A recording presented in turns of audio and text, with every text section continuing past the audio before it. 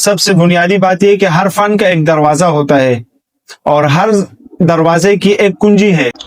علوم روحانیہ اور شعبہ عملیات میں دنیا میں وہ کنجی اجازت ہے۔